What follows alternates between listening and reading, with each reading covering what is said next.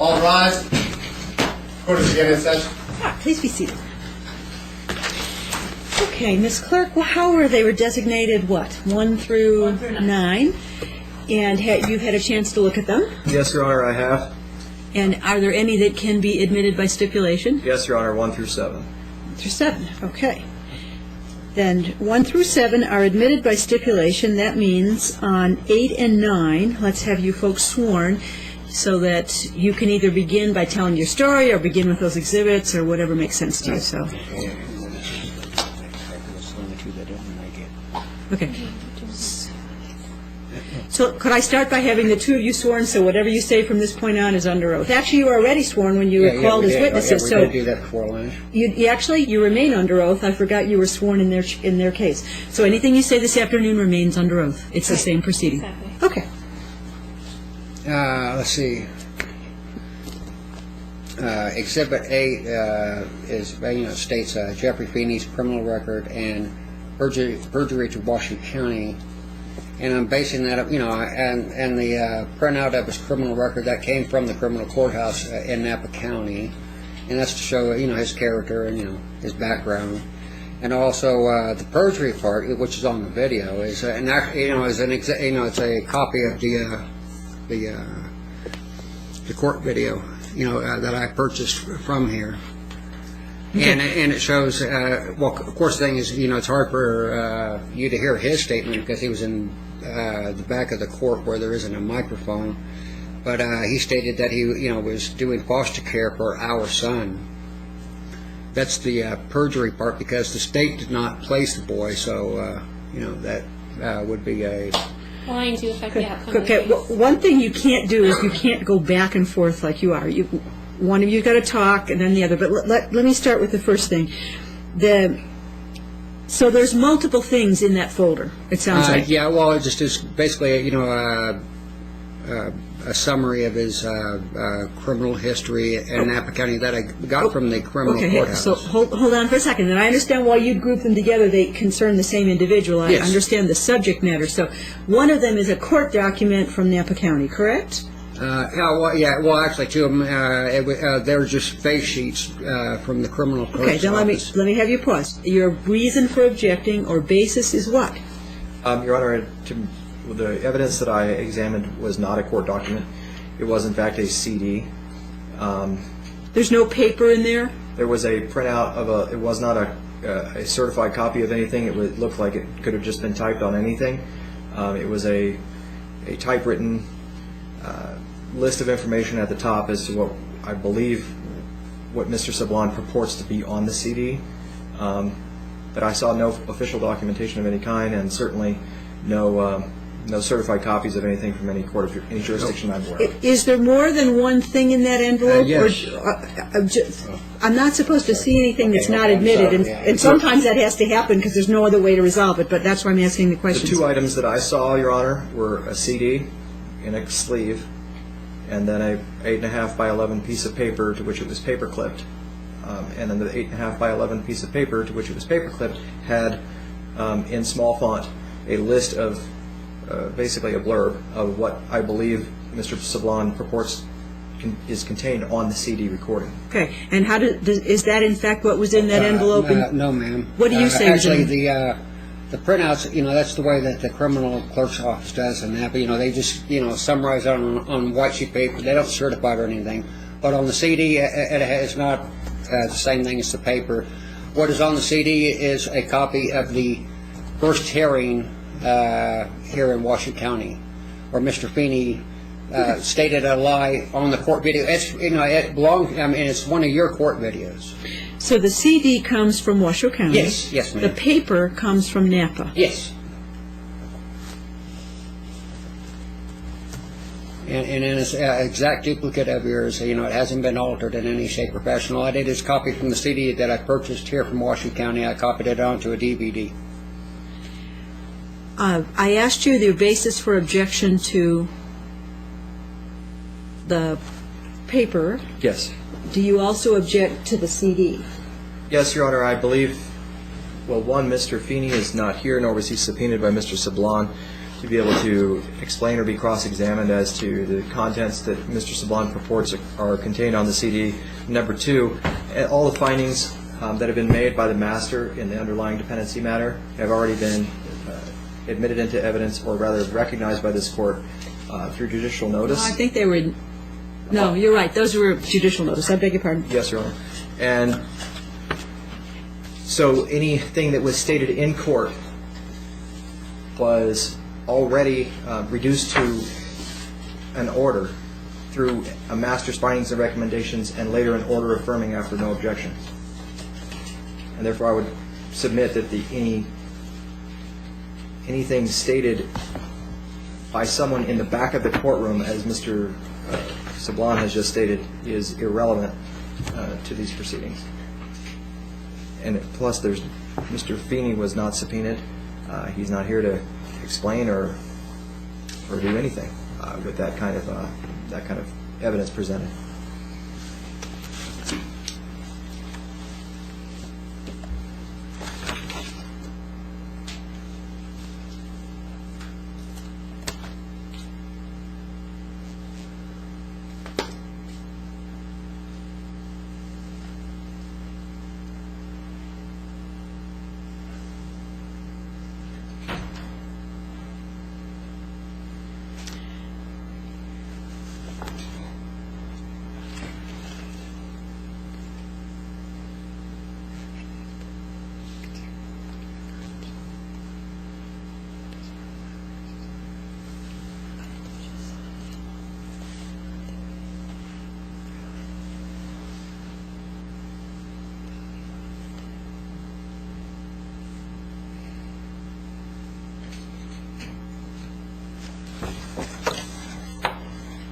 Excuse me just a minute.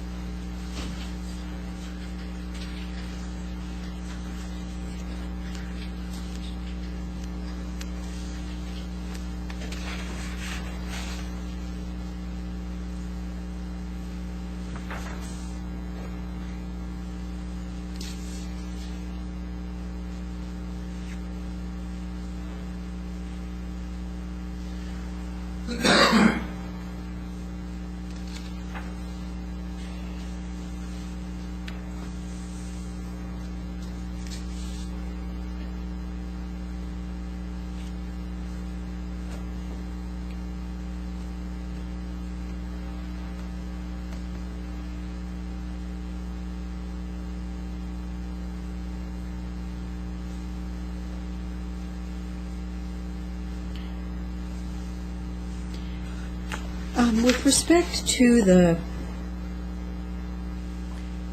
document from Napa, Yes. the NRS 52.152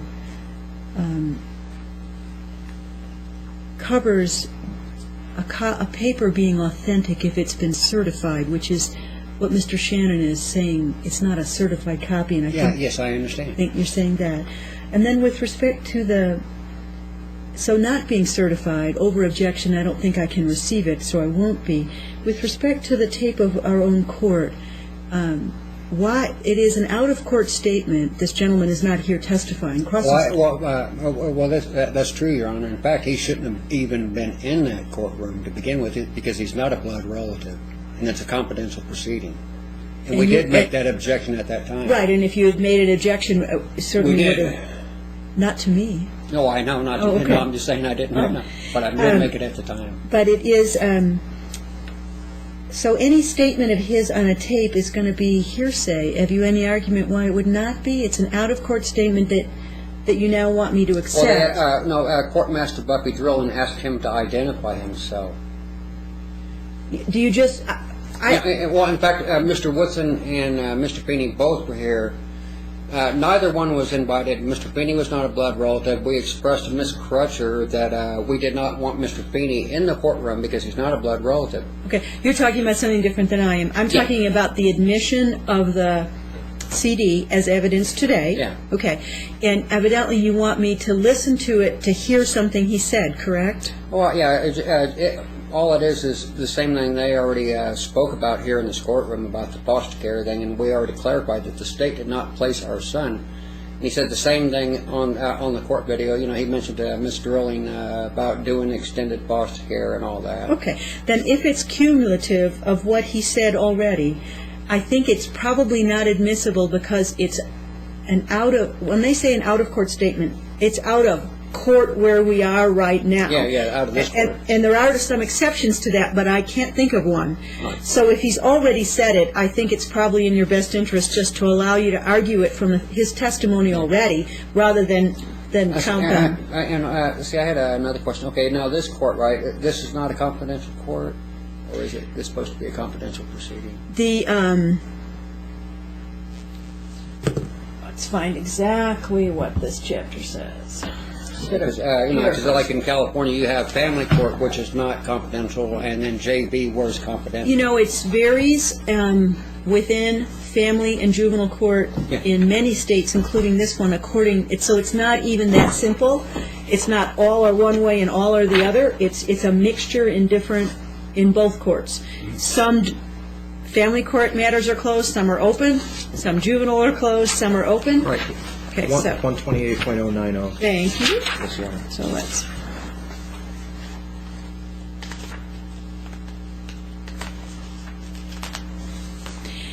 You are entitled to ask that it be closed, although at this point, all we have, I believe, are representatives of the agency who are essentially a party to the case. Yeah. If you had wanted the witnesses to wait outside, obviously they're entitled to be here as witnesses. They could have, but we're past that point. Yeah, well, I know, I understand. So it could be closed if I requested yes, it, but sir. we're not. Yeah, I mean, it's not a big deal. I was just wanting to know, is it a closed or an open hearing? It's a...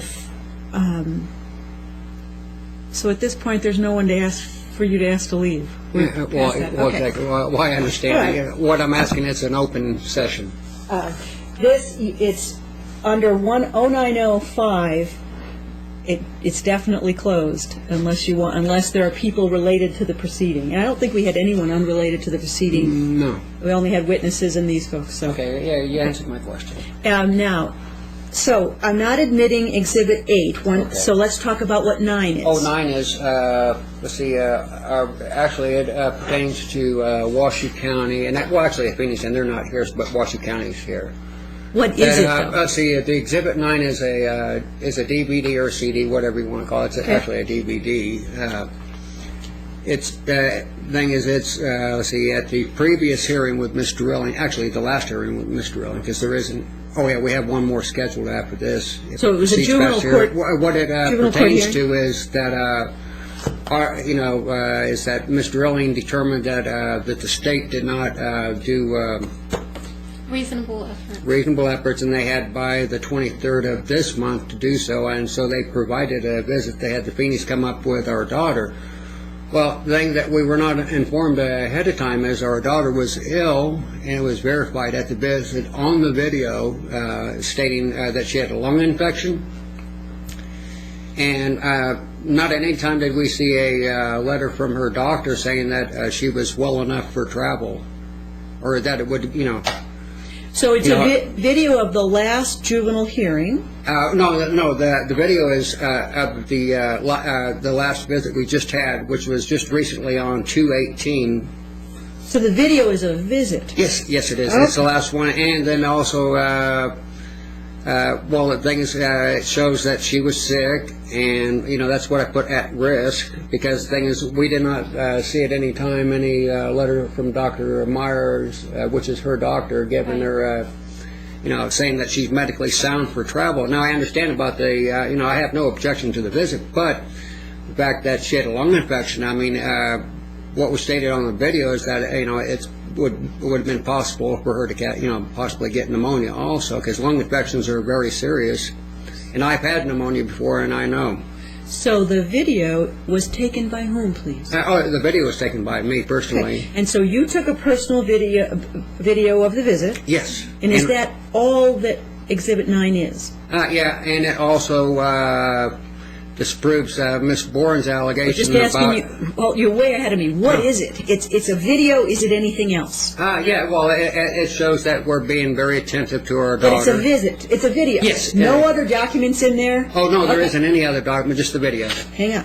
What's your objection to a video that he has now stated under oath he took of a visit with his child? I wasn't aware of what it was, to be honest, because it's not labeled. Okay. It just says at risk, and there's really no other identifiers, so I could not stipulate. Now that you've heard it, do you Now that object? I've heard it, although I have not seen it, it has not been disclosed. I out of a to avoid any appellate issues, I will go ahead and stipulate to it. 9 is admitted. Yes. Okay. And hopefully it's recorded in a format I can see. Oh, yes, it is. Okay, all right. So 8 has not been admitted, again, to state the copies are not certified, and Right. since it appears to be duplicative of testimony, Yeah. it wasn't necessary. 9 has been admitted. So Yes. 8 of the 9 exhibits are in evidence, and at this point, one or both of you, I presume both of you, will want to tell your side of the story, all the things that you weren't able to say before. I'll warn you that as you talk, it's possible Mr. Bryant would object as if you were on the stand. Obviously, we can't put you on the stand. There's not a lawyer to question you. So what I normally do is just have you make your statements from where you are, whatever it is you want to say. But because it's like testimony, if you started to say things the evidence code doesn't allow, Mr. Bryant could object if he wished, and then I'd have to resolve it. If he objects, please pause, because our recording, when people talk over one another, gets very hard to understand when we go back to it. Yeah. Okay. So each of you has that opportunity. Well, I plan to purchase the video anyway also, so I want it to be nice and clear. Better yet. And you have a vested interest in it being clear. So who would like to begin? Mr. Sablon, this one. Please go ahead when you're ready, sir. Okay. Well, like I stated, okay, like with since we've already got the exhibits in, right? They're in, and I'll read them at the conclusion. I haven't read them yet, of course. Are these right here? I can look at them as you talk. Okay, well, Right. well, that's fair. Well, like Exhibit 1 is collateral estoppel, and I presented this twice to Ms. Drilling, and it states, like the standards for collateral estoppel, and explains why that both of our cases fit the criteria for collateral estoppel. And also, Your Honor, I copied out the Supreme Court ruling that backs up collateral estoppel also. That's Harris versus Washington. Which, if you wish to look at the case law, I have it right here. I do not need you to give me that, but thank you for the offer. Okay.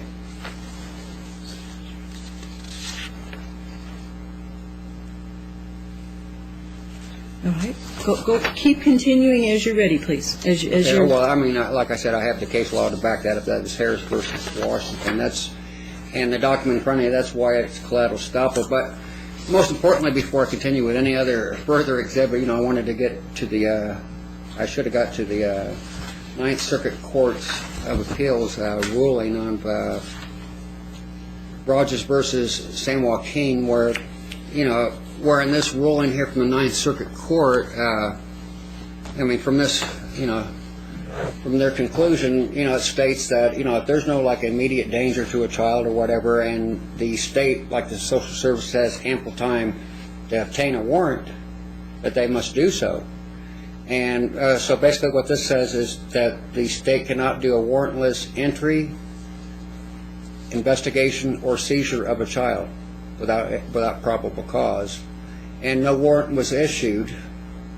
No police officer substantiated anything.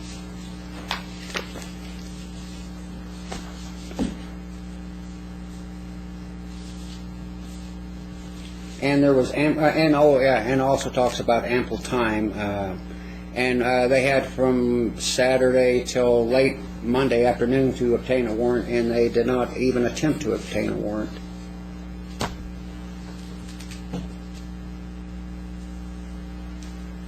You know, I mean, that's what I'm basing the case on, the warrantless entry. And also, when the original investigator showed up to the room, there was a do not disturb sign on the door. And I had stated to the hospital staff that there was no one to be allowed in the room. They entered in the room saying, "I don't care." So that was the warrantless entry. And then they did the threatening part, you know, for us to cooperate. And so we eventually did. And then also I let, you know, they asked us how much money we had and whatever. I said like $4. And I said, but I can get more money. I said, and I let her quote exactly, how much would you like me to get? She said $300. I said, okay, fine. And within 60 seconds, I had $300. I could have had $5 if I wanted, but I let her quote the price. Those were to purchase baby supplies, which we did the very next day. By that, well, actually, the very next evening, after speaking with Amanda Crutcher at the hospital, where she states in her own report that she observed us being appropriate. I'm going to object because it alludes to facts, not in evidence. Mr. Sablon had the opportunity to address this when he was questioned under oath, and he refused. Well, that still doesn't negate the fact that they did. Hang on, sir. So Is he referring to? Is this? Well, a fact's not an evidence. He doesn't. His case in chief isn't limited to facts and evidence. He can make. is he making a closing argument, or is he presenting? I don't. I guess I don't understand what he's doing. And I think those boundaries are hard for folks who represent themselves. These are his sworn statements at the moment, and you can cross-examine him on them. If he will not answer your questions, that's the tricky part. I think at that point, he may risk having his testimony, parts of it stricken, if he's not willing to be cross-examined on it. Very well. But so at this point, he's stating something that he says Ms. Crutcher stated out of on her own record, which Mr. Bryant's office provided to me. Actually, Your Honor, what he's attempting to characterize Ms. Crutcher's testimony. That's why I assumed he was making some sort of legal argument rather than testimony. Oh no! I'm going to let him continue because I think it's hard. And it's hard for me as well. It's hard. Thank you. Go ahead and be seated. It's difficult to require folks without a legal training to follow every rule. And yet, if you let them say nothing, that's a due process problem, too, because you can't hear their side of the story. So it's a path to walk, and we'll just try to walk it. Please, at this point, just continue with what you want me to know. Okay, I just wanted to, put Mr. Bryant, where I got that from is her actual report that his office gave to me that I have at home. It's, the actual report, what she stated. All right. In her own report, it's nothing that it's his office gave it to me. Okay. Because he gave me all those because he's going to use those as evidence here in this court. I understand that that all that, and he had to summarize everything, but he gave me that, and so I was just pulling parts of the report out. So your source for that was a court report. Yeah. Okay. Go ahead. And anyway, she stated that she observed us being appropriate with our daughter and all that. And that is also where the actual seizure took place on that day. And the hospital tried to get us to sign papers, and there's no way that we would sign anything, because we did not agree with it. And again, she did not have a warrant, and she had ample time. In fact, that was a weekday. That was on a Monday, and she had till she seen us in the hospital later that afternoon. I think it was in or around 2 or 3 in the afternoon, and she had ample time to obtain a warrant if there was probable cause, which a judge will only order a warrant if there is probable cause. And the child was, as far as the child's condition goes, I delivered the child myself. And the medics took her to the hospital. She was only 4 minutes away. They had claims that she had needs as far as her temperature being low. I've heard different things on it, but we have the actual medical records that I submitted at Mr. Ellion's court. I submitted that at the evidentiary and the actual medical records stating that she was a viable female. In fact, she was ready to check out of the hospital. We checked in Friday evening. 23rd. Yeah, it was around about between. It was early Friday evening, and our daughter was going to be checked out of the hospital by Sunday. When we did check out, but we checked out by ourselves because the CPS put a hold, which is not lawful. There's not a court order, and but she was perfectly healthy by that day. The doctor didn't have any concerns about Well, that. she was healthy the whole time. And yeah, well, actually, she was, and that was the thing that prompted this whole issue. In fact, I can tell you exactly what took place at the hospital. It's that we checked in on Friday. Let's see, I had some disagreements with the nurses because they're not physicians. You know, they were, what they were stating and what I was seeing with my own two eyes, it just didn't go together. So I became very concerned. I brought my computer down there and took a video of their monitors so they couldn't play with the numbers. Well, within about approximately 2 hours after doing so, a hospital social worker came down and tried to speak with me, and she identified herself, and I informed her that I don't like social workers and that I don't have to talk to you. You know, that's my right, you know. And then she mentioned something about calling CPS, and I just told her, go ahead, we haven't done anything wrong. So she called, and also she made demands on me at the time, you know, that I had to speak with her, that we had to, you know, demanded that we must speak with her. And I told her, no, we don't. You know, we don't need any of your service. You know, in other words, we don't need your service. If we wanted any resources or whatever, we would have requested ourselves. The reason why you're in this room is because your staff reported to you that I videotaped your monitors. And so she made the call, and it's my belief that she made the call out of malice. Because when the CPS investigators showed up, and like I said, they entered the room without our permission. In fact, there was a "Do Not Disturb" sign on, and we were told them that they were not allowed to enter, and they entered anyway. They said they didn't care. And all they observed is two people sitting in a hospital room, not breaking any law. Just sitting there, doing nothing.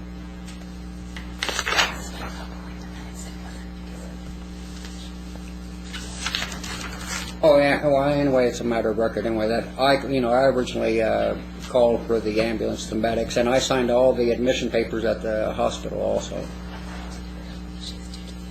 Yeah, well, yeah. Anyway, it wasn't due to any medical condition. It was due to the fact I just delivered my child.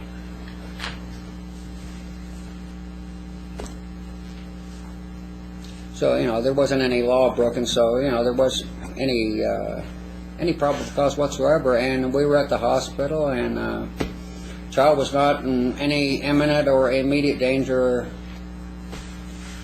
at all.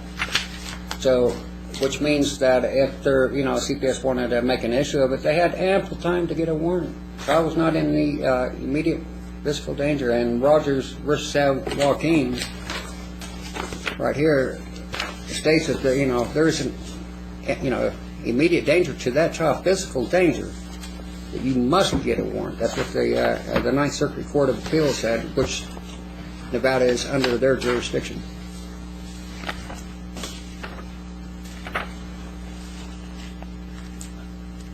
And based upon that, this case should have never began to begin with.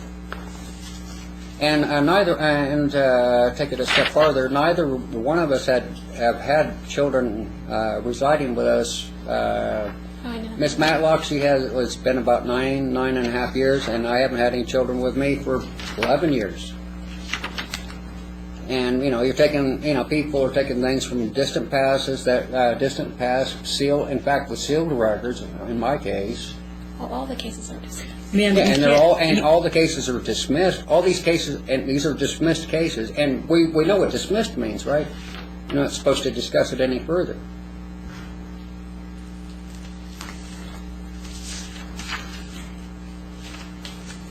in Nevada, and cases to terminate rights, parental rights, as you sit here today, can be filed whether or not there was an underlying child protection case. Cases are sometimes filed when there never even was It isn't necessary. And I'm a little concerned that your focus is on whether the right thing was done in the juvenile case. And I understand they're tied together. I get that, factually, believe me. But the grounds in Nevada statute to terminate parental rights don't mention whether or not there ever was a juvenile case and whether it was done correctly there.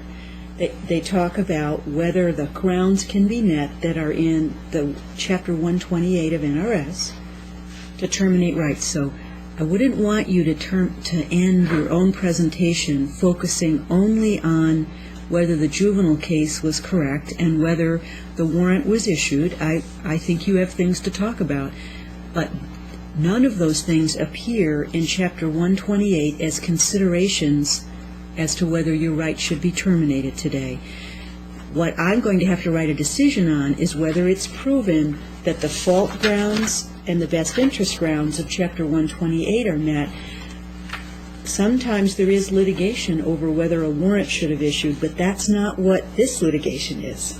This litigation is whether they have proven 128. So I wouldn't want you to end with all your focus on that. Yeah. Because that's really a different legal issue than whether your rights should be terminated. Well, the thing is, I don't think it's fair to have two separate type of courts to separate the issues when they're actually all one issue, actually. To me, that's not even constitutional. Do you know what part of the Constitution you would think it would violate? It's not, it's the same case. It deals with a daughter. Why didn't they just stay a JV case? Well, it's how our legislatures have put together the statutory scheme is all I can tell you. There are states in which they are a single case, and there are states in which they are not. And Nevada's statutory scheme has them not. There was no warrant issued on the 128 either. That is not substantiated. I'm sorry, 128 has nothing to do with No, warrants. that has to do with child support and stuff like that. 128 is the statute that tells a court when parental rights should be terminated. That's what NRS 128 is. And that's what this proceeding is grounded in. So please continue to tell me what you want me to know. I just need you to understand we're talking about whether the fault grounds have been proven and whether the child's best interest would be served. Those are the things the law tells me to make my decision on. And I need to let Mr. Sablon finish, and then you'll have the opportunity to say everything you want. So, Yeah, we'll see. What fault grounds are you trying to establish? it would be the fault grounds that are in the initial petition that were served on. Oh, that we didn't pay child support, didn't do a case plan. The things that are in the initial petition are the only grounds that could be used by this court, because you're entitled to notice. The only grounds that could be used by this court are the initial grounds written in the petition that was served on you. Which would be... The file date of August 25th, 2009.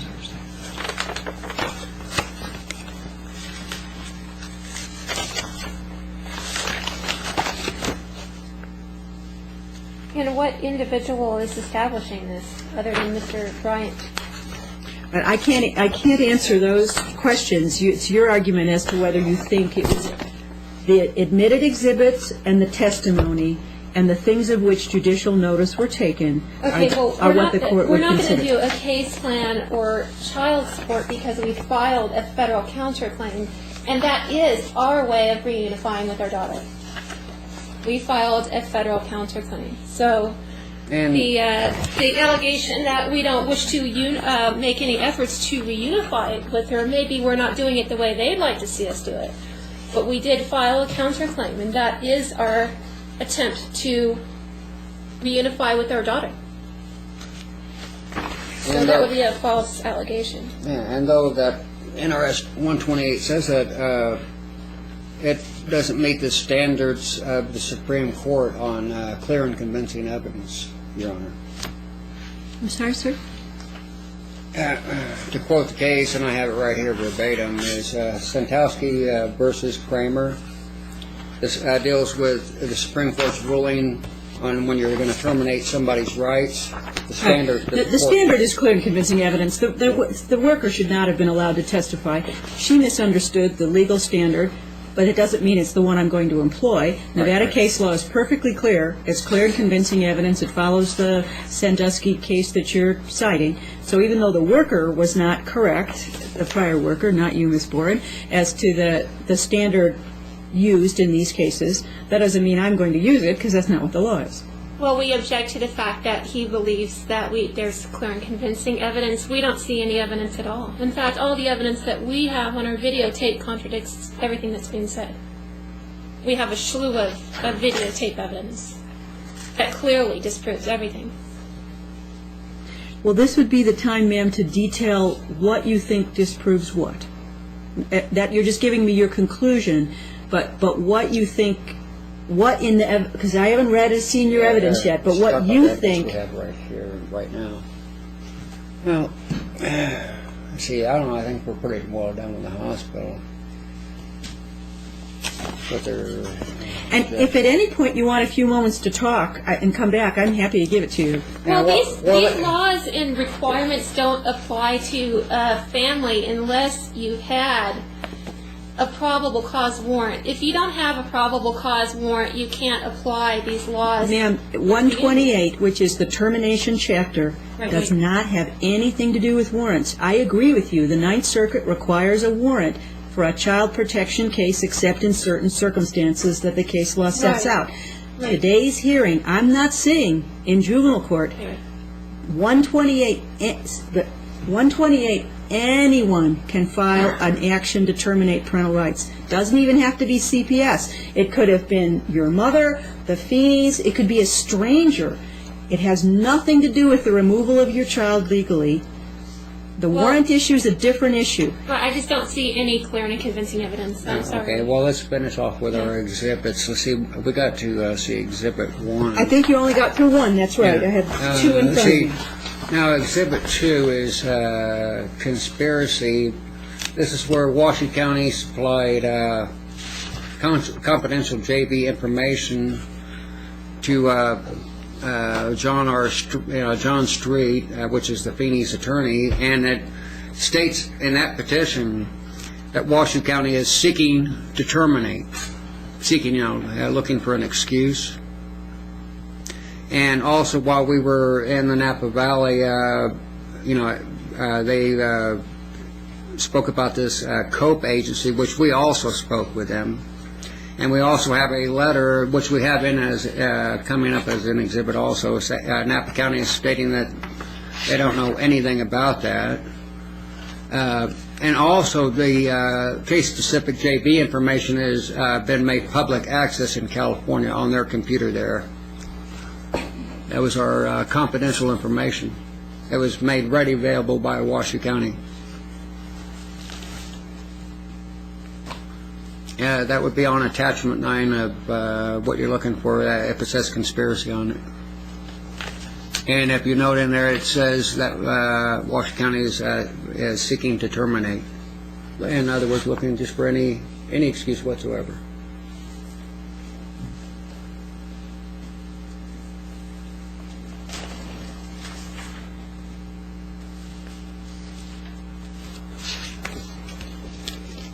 And we have several correspondents, and we're more than eager to visit our daughter under the U.S. constitutional standards, and that also that under our First Amendment, we wish to videotape all of our visits so nothing can be fabricated.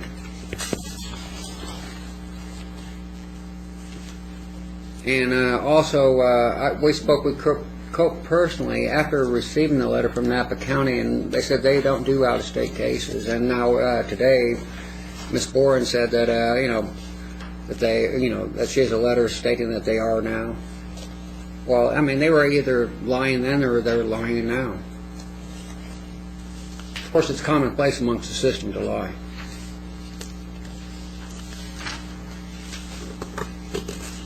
And let's see, and so that pretty much covers Exhibit 2 and the conspiracy. And if the court terminates me today, that confirms the conspiracy, which I'm taking this matter up in federal court over in California. I'm going to be doing a withdrawal from the federal court here and refiling in San Francisco and taking all the states that are responsible under a diversity jurisdiction with a jury demand,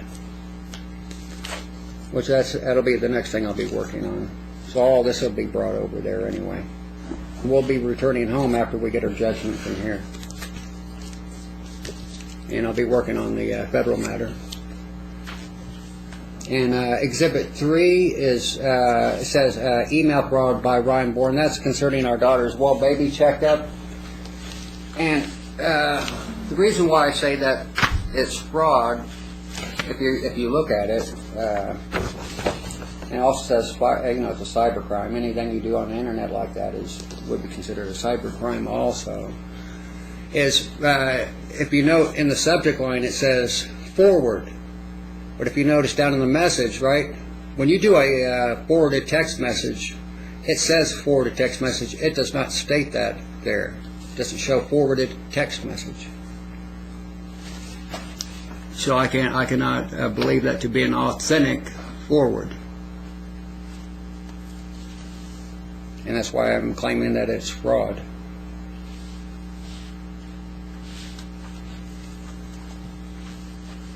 Because I do email and web, I do web, I know web language and all that stuff. I understand that stuff perfectly, and I can tell when when it's not legit. Also, when you're sending an email, there's normally at least one email attached to that email when you're sending.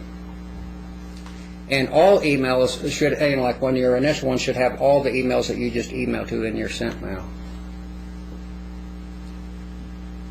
And let's see. It started off, kicked it off with that and the well baby checkup. And the next is a correspondence where they're transferring our child and saying that they're putting our visits on hold. In other words, withholding and concealing the child, and did conceal the child until recently, which we stated to Mr. Ellen, and I know that's not any business of this court. Then in Exhibit 5, I have a clarification letter from Napa County on visitation issues, stating that they didn't confirm Ms. Boren's stipulation. In other words, they're not backing up Washoe County. They said they don't know what she's talking about. As far as putting stipulations on it. Yes, as far as putting stipulations, because Ms. Boren forwarded some California law, and I sent that law back to her and even highlighted it, that law of videotaping your visit only pertains to sex offenders, which neither one of us are, so that law does not apply, and we are allowed to videotape our visits. But since we already seen the petition saying seeking to terminate, you can bet your bottom dollar that we're going to have an audio or video there, because we're not going to allow that. We stated several times to Washoe County that, hey, we are more than eager to visit our daughter. Like, what do you have to hide about us having it on video or audio? Unless you want to fabricate something. That would be your answer to seek, right? But most importantly, the most current issue, which deals with fraud again, that was sent via the internet. It shows that the Could I tell you? 3525 form. I'm sorry, sir. Excuse me. What are you referring to, please? Which one? Exhibit 6. 6. Okay, go ahead, please. Which is ICPC. Okay. Okay, and the contents of that envelope is, first of all, it shows, let's see, the email that had the form attached to it. Now I have the form itself. It should be there up front. And if you note on that face sheet, which what I would say they would refer to as a quarterly report, but it's a face sheet, it's supposed to coincide with the Form A of ICPC. As I also included Form B, which is signed by the right person, that Miss Baker sent to me, and I got the original with me to show that. Because all I did is took a photocopy, and I got the original that Miss Baker sent me here.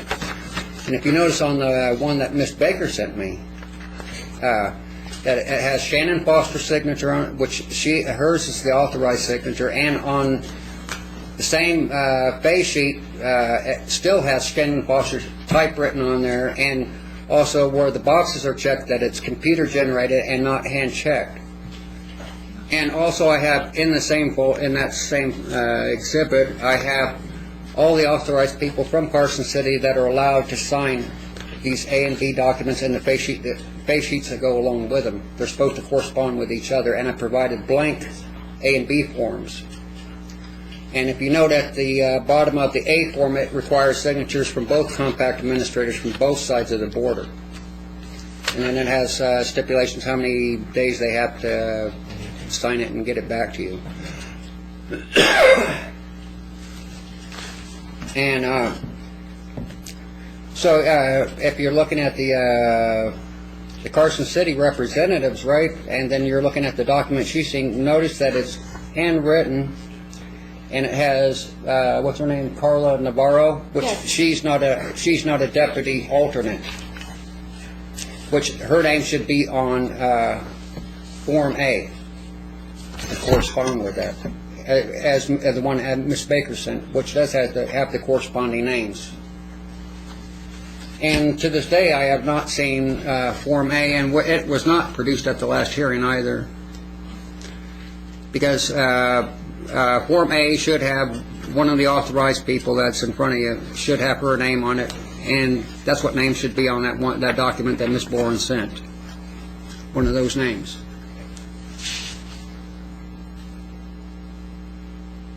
And even to a rank amateur, you can look at Miss Baker's and tell that one is authentic.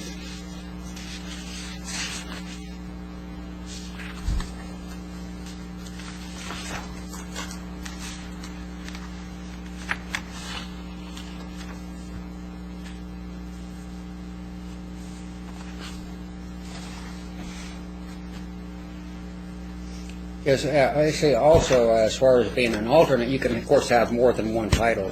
But if you note on the Carson City one, it talks about whatever as it was, like program specialist / deputy alternate, or it would have the name alternate.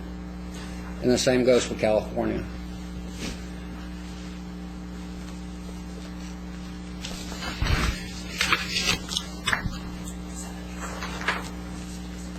Oh, and so, so with this in view, that makes it an illegal placement. And there are definite rules against that. Actually, severe penalties for that.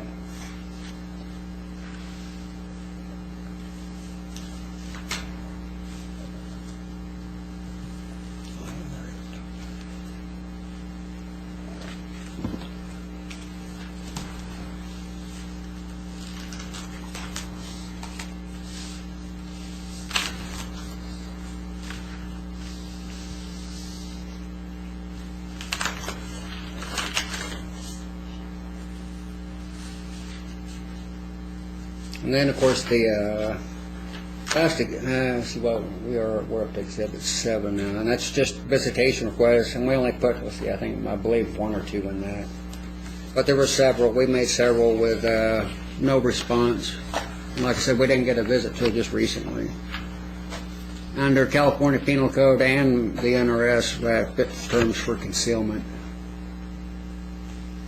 And to also prove that, as the last visit, Washington County had the Feeneys bring our daughter over here, so there wouldn't have been any problem with us visiting just right here in Nevada. In fact, they let us uproot ourselves and go to California after our daughter, because the thing is, we wanted to be there in order to visit, when we could have just stayed here living in Nevada, and they could have just brought our daughter up once a month. But it proves they could have supplied visits all along.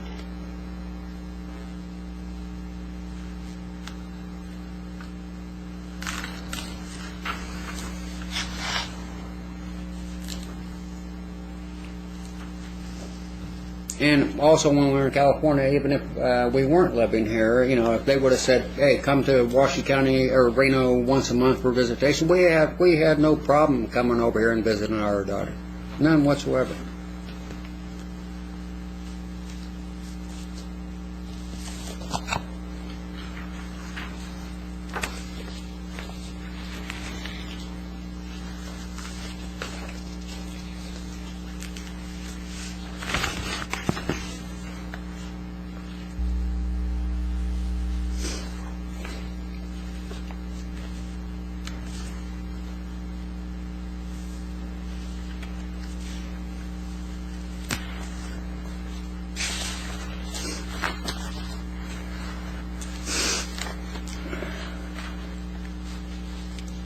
And of course, that has nothing to do with this court. Also, under the Sixth Amendment, you have the right to face your accuser also, which that never happened.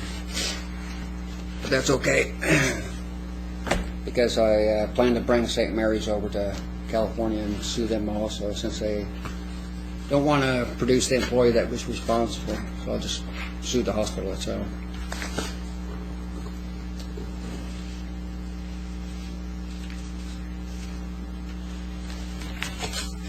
And I stated to the psychologist also in this last visit, I said it wouldn't matter what performance I do here today. It wouldn't matter how spectacular or how on the money on the law I am, what I say, when the court has already made up their mind. And we, both Sarah and I, understand that. And this is nothing more than a formality.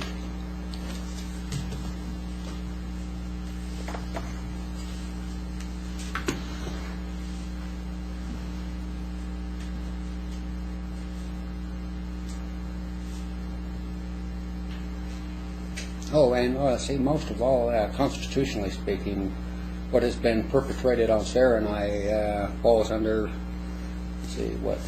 Cruel and unusual. Yeah, cruel and unusual punishment. It's the criteria. Where you get punished for 8 to 10, 11, 15, how many years people want to punish us for this? They don't even do that in criminal law. But in civil law, it could last forever, it appears.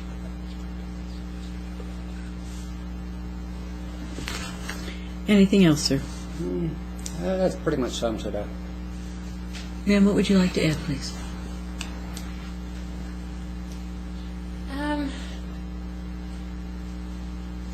Actually, excuse me, did you wish to question Mr. Saban on what he's been saying? Yes, Your Honor, I do. Okay, I beg your pardon. I can't ask you to start until I give him that opportunity. Honestly, I was unsure of the flow of how we were going. Right.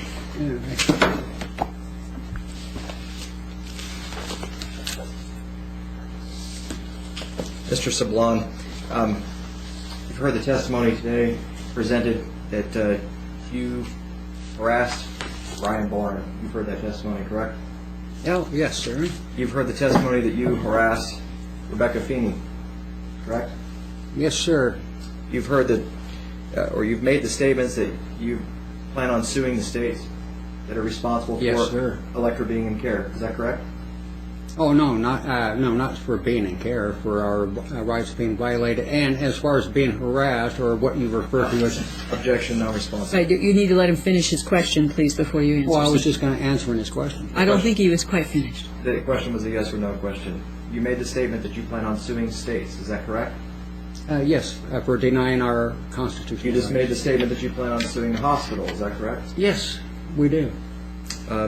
Mr. Sablon, that's a lot of activity. What have you done to reunify with Ellie in this case? I'm sorry. A counterclaim. Excuse me, Miss Matlock, essentially now he's a witness. Okay. You would be coaching a witness, so you need to be quiet while he answers. Yeah. Okay. Well, anyway, I already filed a counterclaim, and actually the first thing on that complaint that I asked for in return is everything returned to me.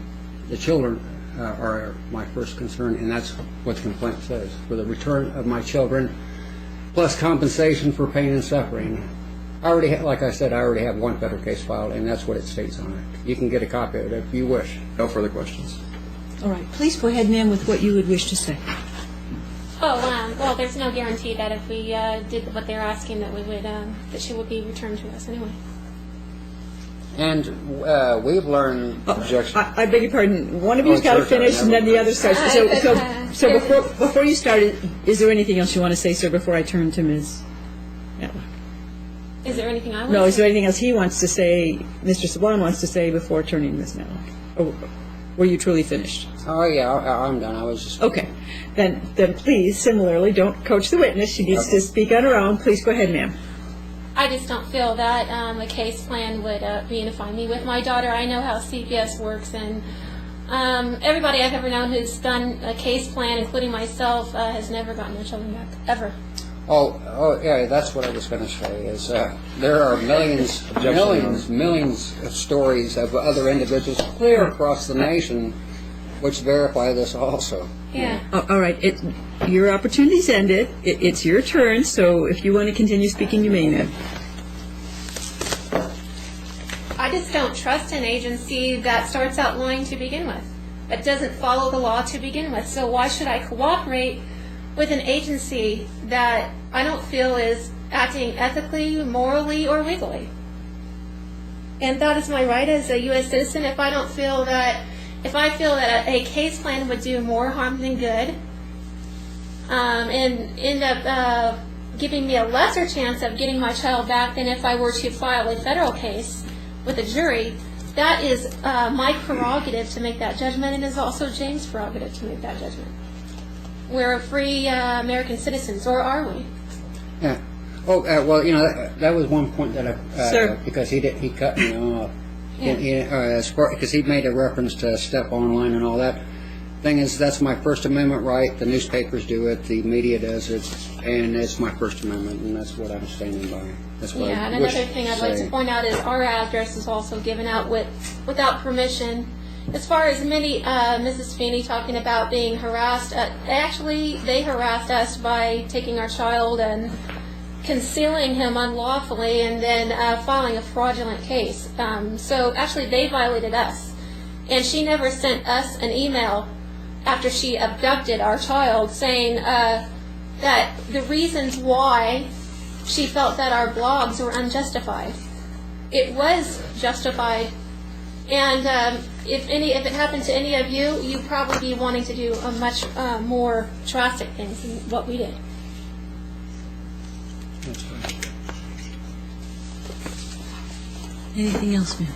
No. Any cross-examination? No, Your Honor. Do you have any other witnesses that you wish to call? No, we're just here to live here temporarily, so we don't have any. We don't know anyone here in the state of Nevada other than ourselves. Do you wish to make closing argument? I do, Your Honor. Or do you have any sir rebuttal, I suppose I should ask you also? No, Your Honor, I just wish to close. Go ahead when you're ready. Thank you, Your Honor. Your Honor, this is a case to terminate the parental rights of James Sablon and Sarah Matlock under the provisions of Chapter 128 of the Nevada Revised Statutes. The statutes are very clear in what conditions parental rights may be terminated, and the circumstances of the termination must be proven to the court's satisfaction by a clear and convincing evidence standard.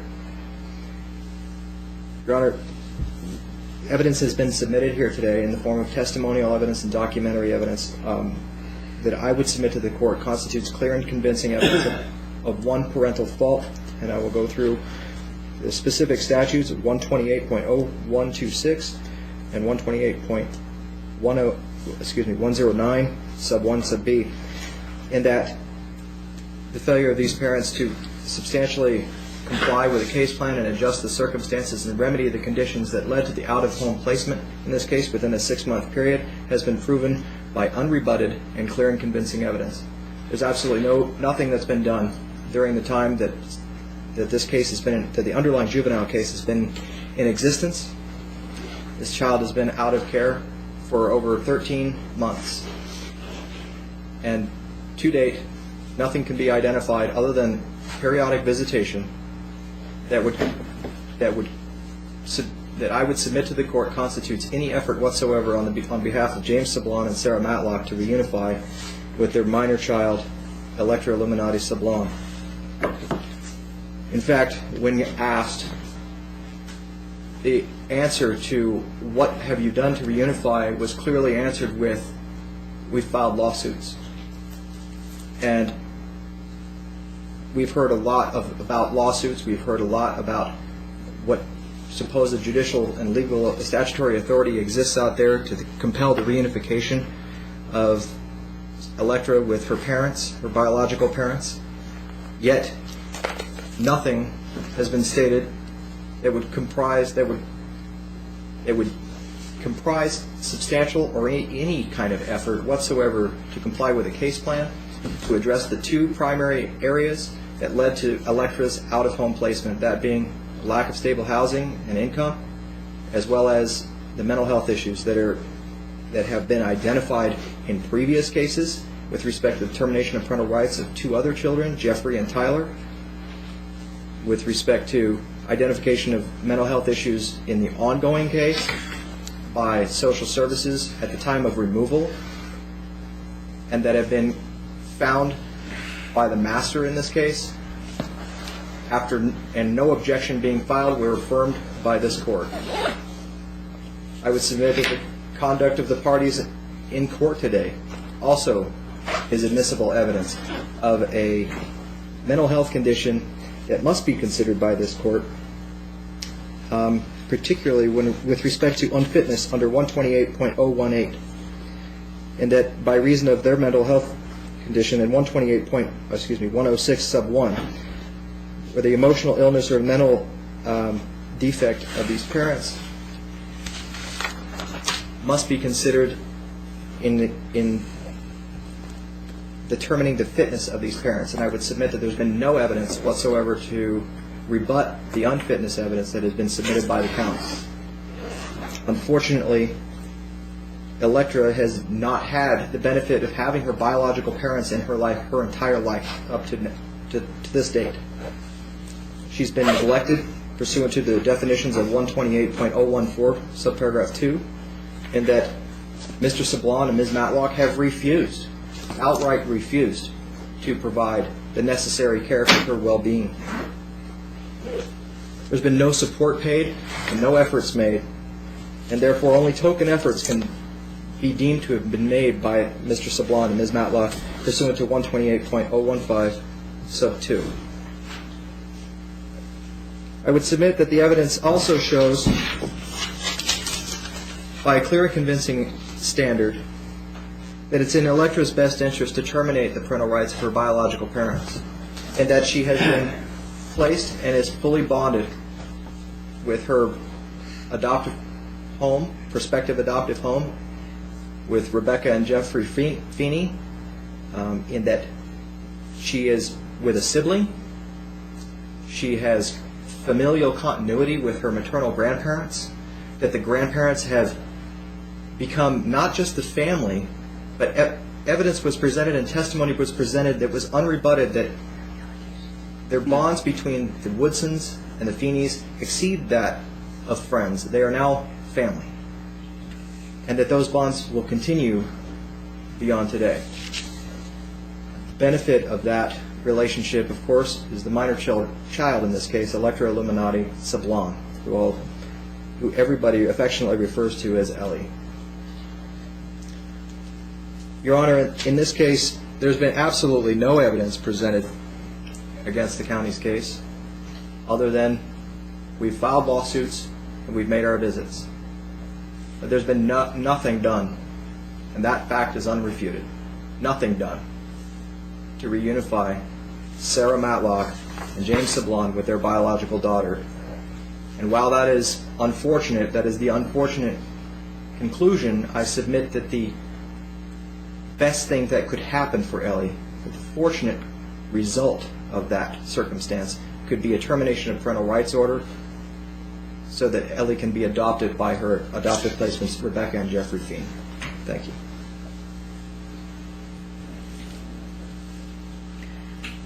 Either parent wish to speak first. You don't have to give a closing. You may give a closing. You want to make a closing statement? Well, you haven't provided any evidence of anything that you're talking about with mental health issues or any issue, and you haven't ever provided any compelling reason why we need to do a case plan. Objection. Your Honor, the remarks could not be directed at me. Right. And Deputy, if you would Remind her not to look across the aisle if it happens again. Right. You need to talk to me. It's not... Okay. He hasn't provided any compelling evidence for anything that he stated, and there's no evidence to back up anything that he's saying at all concerning any issue or any need to do a case plan to begin with. And if you terminate on the basis of child support, I would consider that a ransom demand. And also, it's been stated in this court that neither one of us broke any law. You people took possession of our child, and we don't deal with terrorists. It's as simple as that. And we consider people that rule against us on this basis as terrorists. Well, I Because if consider you just listen to yourself speak, right, we didn't do anything wrong. What harm did we do to our child? We were at our child's every visit, her doctor's appointment. You concealed her. You people broke the law. And you're trying to paint a picture of us? Well, you're natural-born liars. And I can prove it with each and every one of you. Prove it. Not just say it. Please, both you guys speak to the judge. Now, that's what I have to say in closing, that we, I attest that we have not done anything wrong. And also, any last... And to terminate us would be an injustice to our daughter. And also to our son, because we have not given up on our son either.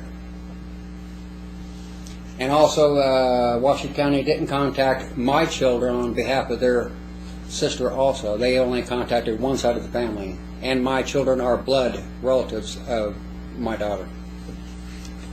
In fact, my youngest son in Tennessee is going to college right now. And is a very upstanding young man, and he was never contacted by Washington County. And it states so in the records that Mr. Bryant's office supplied to me. Mentions my son's name. They never contacted my son. He goes to college there in Knoxville.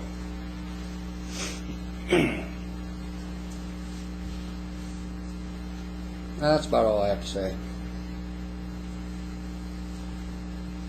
Anything else, ma'am? Well, contrary to the way CPS likes to paint things, I never needed to go take a psychological evaluation because the last one I had was in my favor. And that was even said at the evidentiary hearing, that the last one went in my favor. So it wasn't necessary to do that. And as far as mental health issues, there wasn't any evidence of acting crazy or bizarre from the beginning of this case until now.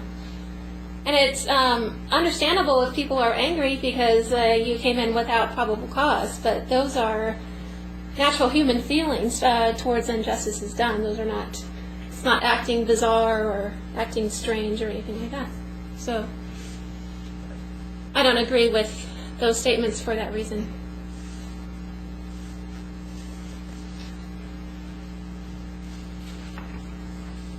Anything else, ma'am? Well, I would not consider it neglect to give birth to your daughter and call the medics and take her to the hospital. I would consider it neglect to transport her across state lines after concealing her for 5 months from her natural parents who want to see her, and bringing her at a time when she's about likely to get pneumonia, as they said out of their own mouths. Across state lines without a doctor's excuse that she's sound for travel, or a doctor's advisement.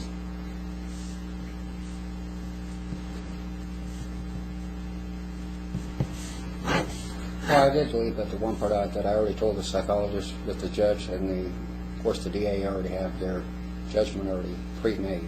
Well, yeah, it was already stated in the petition that we submitted that you were seeking to terminate parental rights anyway. So as far as anything that would come out of Washington County's mouth, it doesn't surprise me at all because they were looking for a reason anyway.